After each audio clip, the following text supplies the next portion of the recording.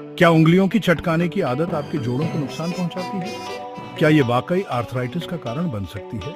जब आप उंगलियां चटकाते हैं तो आपके जोड़ों में मौजूद साइनोवियल फ्लूइड में गैस के बुलबुले फटते हैं। ये आवाज केवल उन बुलबुलों की है, कोई हड्डी नहीं टूट रही। सालों की रिसर्च बताती है कि उंगलियां चटकाने और आर्थराइटिस के बीच कोई सीधा संबंध नहीं है। ये सिर्फ एक मिथ है। हालांकि अगर ये आदत बार बार हो और दर्द हो तो डॉक्टर से सलाह लें। लेकिन केवल चटकाने से आर्थराइटिस नहीं होता।